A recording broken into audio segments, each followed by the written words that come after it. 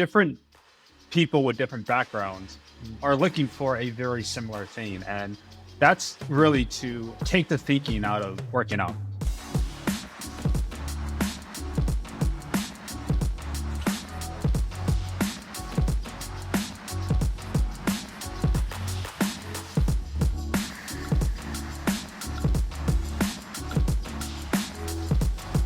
Welcome back to the Fitt Insider podcast. I'm your host, Joe Veneri. Today I'm joined by Allen Chen, co-founder and CEO of Fitbod. In this episode, we talk about using AI to create personalized workout programs, how focus on organic growth and retention helped the company reach 300,000 paid subscribers, and Allen shares his thoughts on quantifying and gamifying strength training. Let's get into it. Hi, Allen. Welcome to Fitt Insider. Thanks for joining us. Hey, how's it going? I'm a long-time listener, so glad to be on here.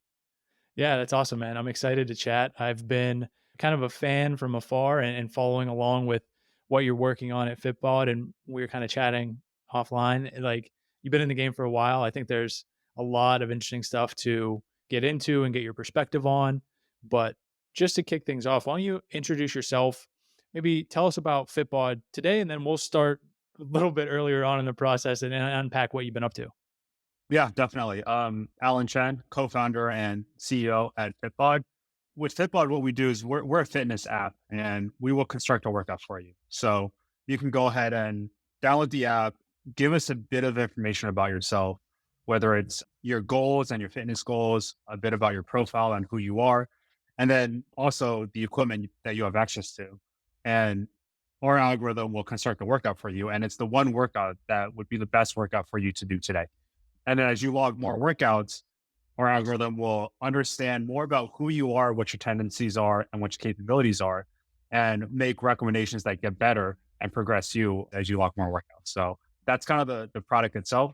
When we first got started, this is probably 7 years ago now, we were basically looking for a product that we wanted to use ourselves. And it was almost as simple as that. My co-founder, Jesse, and I, we had met in college. Both of us, in varying levels of experience, had been working out for most of our lives.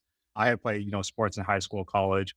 Well, I played rugby in college and after college. After that, I got into a little bit of Olympic lifting, did a little bit of CrossFit. And the one constant through all of that is that there was somebody else telling me what to do. There was a coach or a trainer that really told me what to do. And when it got time for me to start working out on my own, if I went to 24-hour fitness or something like that, then I was kind of lost. I knew how to work out, but I was like, okay, how do I decide between what to do? And a lot of times I really, kind of just guessed and chose and picked whatever was available. And, it just felt like there had to be a better way. And so to be able to take all of that information, kind of all of that, what I've done in the past, be able to process that through, logic and algorithms and be able to make a recommendation. That's kind of what we put together at the very start. It was great. We used it ourselves. We loved it. When we put it in the App Store, it turns out that there were a lot of people that were looking for a very similar thing. So pretty quickly after we went to the App Store, we got a lot of people using it, coming to us saying, hey, this is great. I've been looking for this.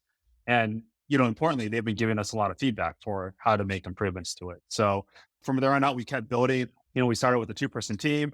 We put it in the App Store. We started to make a little bit of revenue off of it after we opened up subscriptions. And then we were like, okay, maybe we can do this as jobs and careers. And then that grew and grew and grew. And then we joined an incubator. We, raised a little bit of money, hired our first outside team members, and then we're able to really continue to grow from that point on. There's a lot that has gone on between then and where we are today, but it's been a great ride. The team has continued to grow. The product has continued to improve and drastically better than it was back when I was working on the code there. But yeah, I think, we kept working on it and we're at a point where, there's a lot in the product that we're really proud of and a lot of users that we're able to support. But I would say the more that we dive into and understand and get to know the space, the more there is to do. And so, we're really excited about what's to come and what we're able to bring to our users and then to bring to health and fitness in general. So Yeah, a huge kind of opportunity still, even after, like you said, 6 or 7 years. And to this point, do you talk about, you mentioned like the team growing, the users you're supporting, any of the metrics, like how big is the head count or how many kind of downloads or users you guys are serving? Yeah, yeah. So team headcount, we're at about 45 people now. So small relatively, but they're definitely more than if we look back a couple of years ago. So we're still a small team and very, very tight knit. The users that we have, we're coming up on 300,000 paying subscribers, which is kind of that main metric that we're really tracking as a subscription at. So those are some of the main metrics that we're looking at here. Yeah, that's huge. And I think one of the things that has interested me from kind of like on the outside is talking to a bunch of different users and talking to people about the apps that, they use. Fitbod comes up constantly. It was their kind of entrance into training, or maybe they were getting back into training and they ran into the same problem that you were talking about, which is, a lot of people have is even if you trained at some point in your life, it's like the motivation piece is one aspect of it, but the knowledge, even if you are motivated, it's like I go to the gym, I walk around or I work out at home or outside and like I don't know what I'm doing or if I'm getting any better. So there's at the most basic level, you just kind of talk about the recommendations and taking stock of the equipment you have access to, and then the algorithm that's you know making sense of all of this. When you talk about that and that technology, is there something that you're doing at Fitbod that is different than another company? Because at this point it's like, oh, we XYZ fitness app, we have an algorithm, we make recommendations, we help you log your workouts. Kind of how have you differentiated and then continue to evolve that as you go through the various iterations over the years? Yeah, yeah, definitely. That's a good question. First of all, I picked up on what you were mentioning earlier, which is different people with different backgrounds are looking for a very similar thing, and that's really to take the thinking out of working out. Whether it's people didn't know what to do and we're able to really start them on their journey and guide them along their fitness journey, or people do know what to do and they're like, I just don't want to think about it. And I think if you actually really get down to that kind of simple understanding of what to do and knowing what to do, that is actually a barrier to people working out. So us being able to remove that barrier encourages people to work out and really continue with their journey. So definitely really happy to be in this space. So you mentioned, the landscape and what has allowed us to continue to resonate with our users in the face of a lot of different new products coming to market. And I guess what I would say is that the notion of having a personal trainer in your pocket is nothing new. It's been around for a really long time. And it's called a different thing today, right? I think there's a lot of products out there that, say, hey, we're an AI trainer in your pocket. So none of that is necessarily new. And I think at its core, it does serve this core need, right? That I talked about, which is really, hey, when people go work out, what is the programming that they do? How do they know what to do? There's other aspects which personal trainers provide that are different, which is, guidance on form and motivation. But this fundamental aspect of just knowing what to do, I think is nothing new. That being said, being able to write a customizable and flexible program such that it matches each individual where they are and is able to match their capability, match their tendency, and enable them to continue to progress, that is not easy. And it's been tried many times. And, with us, that's a lot of what we've been working on over the years. We started with a simple user profile, which I'll give it all, it was me. I was building the product for myself, right? But then we had so many different people with so many different backgrounds, so many different, abilities and access to equipment that being able to make it so customizable, but also relevant and valid, I think is tough and challenging. And so we were able to do that. And the outcome of that is, yes, at the surface level, there's a lot of products that, will say and give the same promise. But once you dive into, users, activation, using the product, becoming engaged and becoming retained with the product, that's where we actually show, much stronger metrics than, what I believe to be anybody else. So being able to really meet that user where they are, I think is where we're able to really continue to have people coming to us and staying with us. And I think that's kind of a big part of our user base. Yeah, it's huge too on the retention piece. I think a lot of the conversation, especially over the last couple of years, right? You had obviously the time during the pandemic where fitness apps are just like off the charts because people are at home and kind of stuck at home and changing their habits. But prior to that and now, two different like acquisition games, like from a paid acquisition standpoint, what's working and what's not working from the main platforms, right? Like the Google App Store, Instagram, Facebook, and now with like a shift in terms of how all those things are functioning on the acquisition side, like what is working now? How have you managed during the kind of time where it's getting upended and a lot of things are changing? And then, you know, maybe I think more importantly, like how are you prioritizing that? I guess framing this through the from the perspective of another founder who's maybe early in the game of like starting to now do paid growth or ramp up paid growth. And it's like, these dollars aren't doing what they used to do or what I expected them to do. So maybe just a kind of higher level look at those channels and how you think about acquisition and growth. Yeah, that's a good question. I would say first and foremost is organic growth. People looking for a product and finding your product or our product where they want to look for it, right? And being there. So that's a big part of it. People and their fitness, I'm sure they love to talk about their fitness.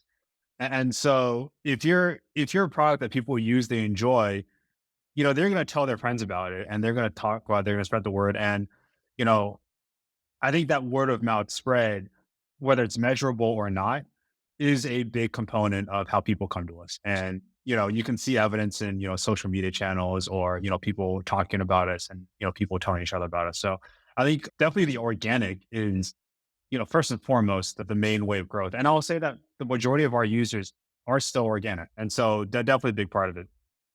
As it comes to paid, because we do quite a bit of, digital acquisition as well, I think that what the Apple privacy change did was it made it so that brands couldn't target as niche of a market as they used to.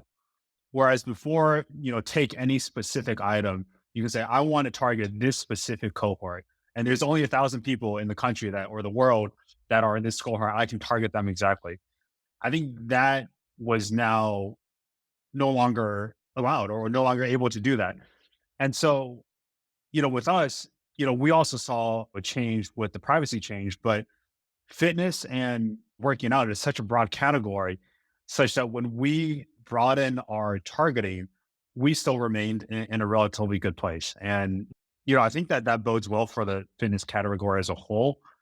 To your question about people starting out, uh, to me, that's a little more challenging. And I would say with that, it's more going back to the organics and the Quorum uses organically, and then experimenting with paid ads and doing so in such a way that you can express the message, the core belief of what you and your product is, and being able to resonate with the audience of who you're trying to reach. So that's just as much as I can say, but it definitely is a tough market out there for a lot of companies and brands. Yeah, I think you're hitting on a lot of the things that oftentimes get overlooked or maybe go by the wayside when folks go out and raise buckets of money, right? And just blow through venture money. And a lot of times that's going to these paid channels and they're just putting it right back in the pockets of Facebook and Google and so on. You mentioned from the onset retention, the organic growth, being kind of mindful of articulating what the value proposition is and making sure that resonates with users. At the early on and even to this day, do you think about like what it means to build that brand and community and resonate with users? And how are you able to do that in an increasingly kind of not just competitive, but just noisy, right? It's so much harder to break through and kind of have that relationship when there's a ton of different choices. And oh, by the way, it's hard, right? To get up and motivate yourself to exercise in the first place. So to feel like a fitness app is kind of speaking to you in that way is definitely challenging. So curious to hear how you think about it. Yeah, definitely. So that's a really good question and something that we think about and we're still working to improve as well. So when I say again, retention has to be there, right? If retention isn't there, then we can have the best messaging and it's not really going to build or be additive to a sustainable business. So retention has to be there. And I think as we start to look at, brand exposure and kind of get towards the messaging and people being aware of our brand, I think it goes back to the core reason for being, and in other words, starting with why. Why is it that we exist? What is it that we believe as an organization, and how do we find those out there that resonate with our reason for being? And if we match, then I think that's a great match, and we'll build this relationship for a long time.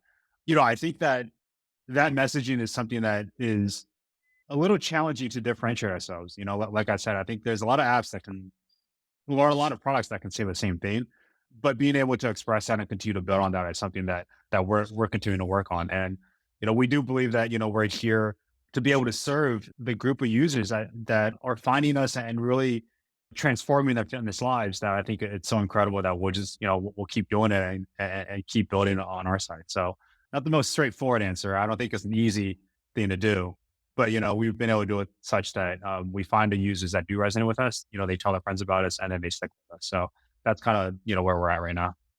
I don't think there is a straightforward answer, right? I think that's kind of the punchline is that especially as people, users evolve, the thought process in terms of how people are working out, where they're working out, what they're trying to achieve, like all of those things are very fluid. And, so continuing to try to evolve that messaging alongside the product offering, alongside the retention in the different channels and all those things, right? No easy task. And yeah, I don't feel like it's ever done. So you're probably right there in the thick of it. Along those lines, when you think about maybe, you mentioned there's other companies, right, that could say, a personal trainer in the pocket or an algorithm that's creating workouts.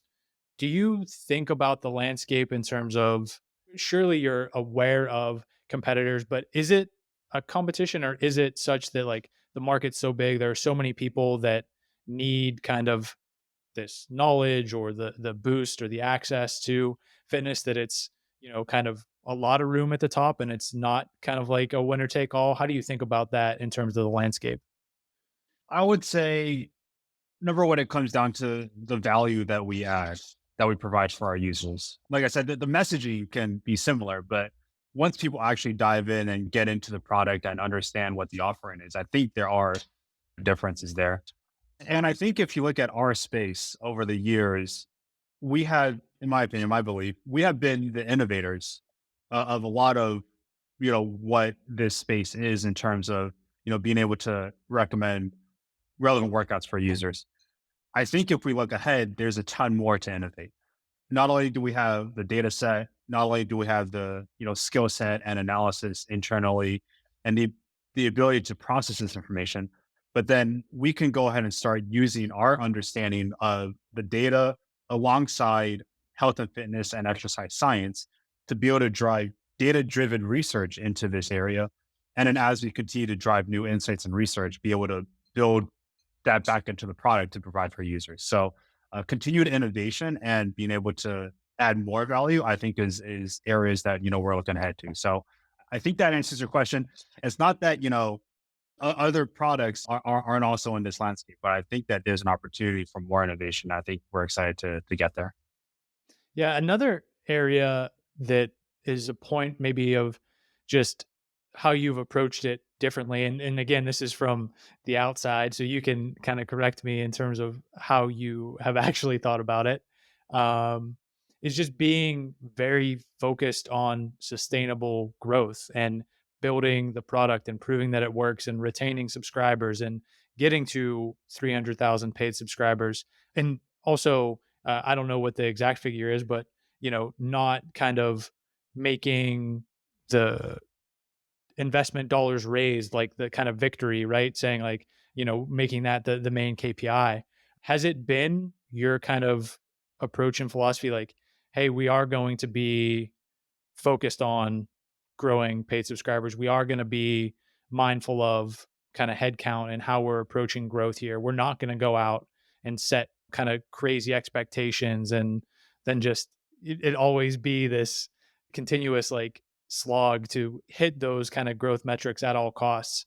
And I'm kind of asking that from like, you see that a lot. And that's kind of like where this fad and trend, up and down of different companies and apps happens over the years, where you've kind of been very consistent this entire time. So was that intentional and mindful, and like how have you been able to execute that? Yeah, so that's a really good question, and I think in our space we've definitely thought about that, and we've raised a little bit of venture money, so we know the landscape. We know what's out there. We know the opportunities that are out there. We know, the ability to maybe raise sizable amounts and go down, large investments. To be candid, we are still in those conversations, right? If we do find right partners and we find the right opportunities, I think there are, ways for us to continue to raise more money and make the right investments to get us there. So that definitely have an understanding of the landscape. If I look at what we're building and I look out, 10 years or look out into the future, where we intend to end up is the same place. We see so much opportunity in this space, in this landscape, and so much room for innovation that, we do see, us continuing to grow and build and really get to that next level of growth that you see some of these venture fund companies, striving for. So we're playing the same game. That being said, we're building in such a way that we know how to, which is to say, how do we work with users? How do we listen to our users? How do we improve on building products for our users? How do we find places where we can resonate with users? How do we, acquire users with unit economics that make sense to us and finances that make sense to us?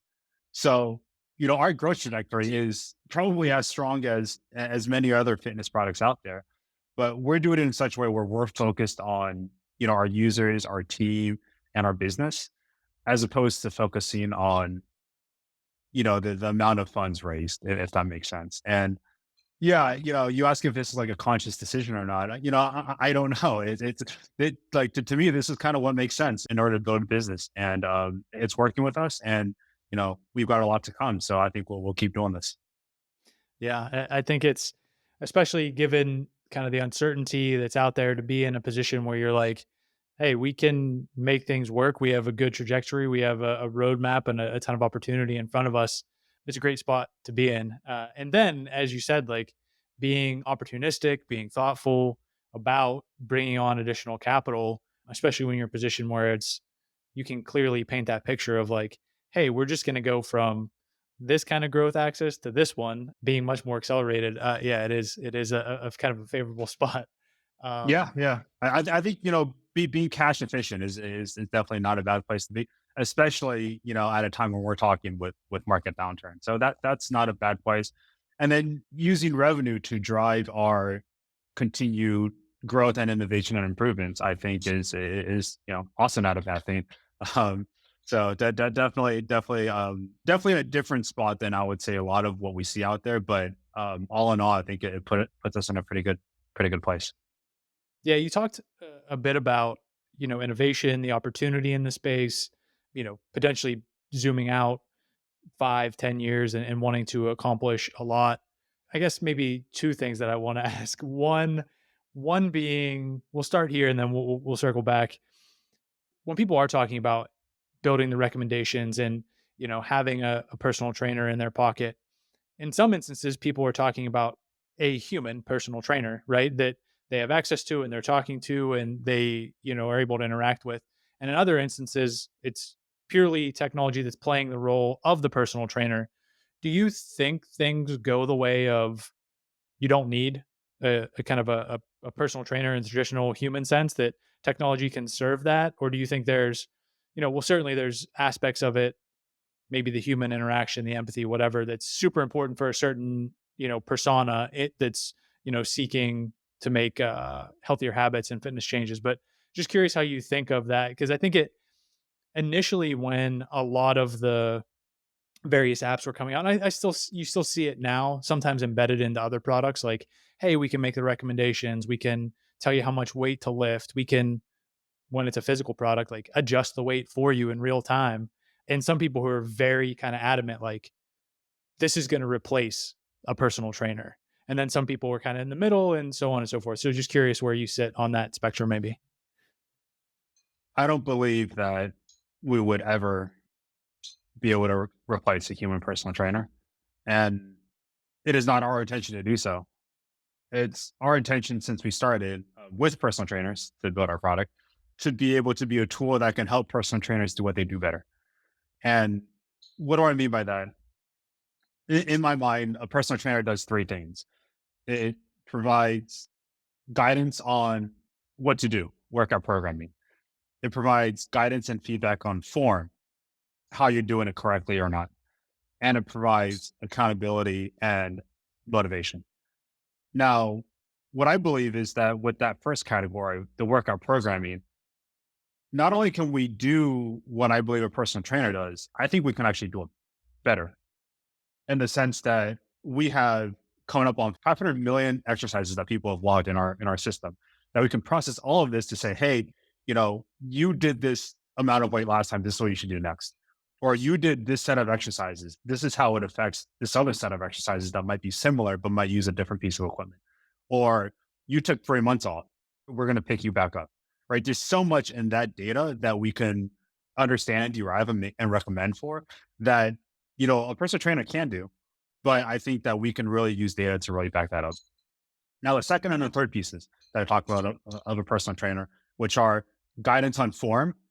I think there's been attempts to, I think that having a human there really watching you and working with you and, showing you how to do form, I think is pretty critical. So that's a big piece.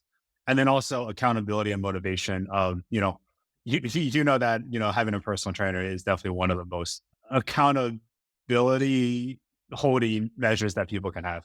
And I think in some way, technology can support some of these aspects, but never fully in the way a personal trainer does. So our hope, and we have projects on the roadmap to be able to work with and help personal trainers to be able to leverage our technology, but then do what they do better. So definitely a lot of opportunities in that space as well. Yeah, I think pretty much nailed it in laying out where the value lies and the opportunity to maybe improve and go above and beyond. And, as someone who was a personal trainer many lives ago, like doing the programming is not always the most fun part. And you do kind of sit back and think like, did I miss something? Do I have the right tools to be able to do this? Could I be making something that's more impactful or more efficient for a client? So to have now we're starting to see that take shape and to hear that you guys are working on it, it's exciting. And I think what a huge benefit for the industry. In wrapping up as we get toward the end of the conversation here, and this was part of my initial question that started with the human personal trainer, but you also kind of hit on it a little bit. Looking ahead in terms of the roadmap and some of the things that you're working on, to the extent that you can talk about it, do you see, white space opportunity, things that you're most excited about, or things that are already in the works and we should maybe look out for? Yeah. I'll speak to both, maybe more holistically, but I talk about this notion of this unique data set that we have, which is exactly what people have done, the exercises, the sets, the reps, the weight, their tendencies, whether they like or dislike any given exercises, whether they have found exercises more or less challenging, like all of this granular data set that we uniquely have. And being able to process this information, I think allows us to drive further insights into research in exercise science. And by that, I mean, if you look at research out there, and there's some great research, and I listen to, I'm sure it's very similar podcasts that you have, I read the same research, but a lot of it has to do with studies or trials, right? Let's get 100 people together and let's take this measurement. Now, imagine as opposed to needing 100 people to, measure their VO2 across, 30 days or a period of time, we look at the data set and we look at the data that we have, and we're able to make these data driven insights and research to really support and back up what we have done with, human personal trainers and exercise scientists. I think there's a whole space there. And, we have this data set. I think that we're able to process it and be able to drive these insights. And I'll go into a few examples. One of the clearest measures of strength is the 1 rep max, right? And people love it. And we can say, hey, over time, this is your 1 rep max. Now, imagine looking ahead to say, hey, as you work out with our product or as you do this type of workout, we can tell you in 3 months where you're going to be. We know based on, all the data of everybody else that this is where you're going to be in 3 months if you continue to do it. So we can actually not only give you backward looking charts and progression graphs, We can give you forward looking progression graphs to be able to encourage you to, continue on this track and keep going, looking ahead in the future. So, one of the things that we have coming up pretty soon. So people can get excited about that. We have a measure of a muscle strength score. So not just your 1 rep max on your back squat, but let's say you've been working on your back squat for 3 months, you've upped it by quite a bit. How does that then relate to other exercises that might have involved your quads or other muscles that different exercises impact? So looking at a strength metric for muscles and how muscles progress and how you would progress it, and then not only that, looking at how your muscles compare against each other, so you know that you're well balanced in terms of your body, and then looking at how your muscles compare against other people. So you can then have that motivation to be able to say, hey, this is how we have, a leaderboard or something like that to be able to compare it to. So muscle strength score. And then if you kind of look then to the next page of connecting to outcomes, it's to say, hey, here's what I did, and here's the outcome of where that is, right? And we know a lot of people are measuring a lot of their, quantified self metrics, whether it's, heart rate variability or VO2 max or, body composition. All of these things that people are like, okay, here's one section, I'm measuring that. Here's another section, I'm also working out. But how do we then connect it? And how are we able to say, hey, based on these workouts, these are the measurable impacts to your body and your body composition and the metrics for the body, I think is going to be really, really exciting. And, there's a lot more to come, and to be able to build this into product, to be able to show users so they can connect their Whoop band, their Aura Ring, so that they can connect everything they do, how they slab, all this stuff to how they work out and other things that they do for the fitness. I think is going to be really, really exciting. So there's a lot to come there. Yeah, as you're talking about it, it's basically you know, we've kind of internally thought about it and talked to a couple of different people about it, that this opportunity, you started to see smart strength training and then tools to enable personal trainers, and then starting to make progress down this path of bringing technology to what was traditionally a very analog experience. You pick a heavy weight up, you put it down, you do it over again. There's x number of exercises, you do those until forever, like that's strength training. But the quantified and gamified version of strength training, and the opportunity to do that with these data sets that you're talking about, and this strength score down the path of like a sleep score or a readiness score, which people get super stoked about and share on social media and talk about, a massive opportunity. So it's cool to hear potentially how you guys are thinking about that. Yeah, yeah. There's a lot there. We're excited. We're we're heads down working. We have a lot to come. I think if you look ahead towards New Year's, there's going to be a lot that to come out. But there's a whole lot more to work on. So we're still working on it. Yeah, cool. And I think with that, it's a good place to wrap up. You guys getting back to work. Hopefully, listeners checking you out, seeing, if they don't know about Fitbod, experiencing it, downloading it, trying it. But where's the best place to follow along, try it out? How would you kind of encourage people to go about that? Yeah, find us in the App Store, Apple and Google. Just search for Fitbod, Fitbod, or check out our website, fitbod.me. So that's where you can find out most about us. Awesome, man. I appreciate you making some time today. Excited about the chat, and yeah, looking forward to keeping tabs on what you're working on. Yeah, definitely. This was fun. Thanks for having me.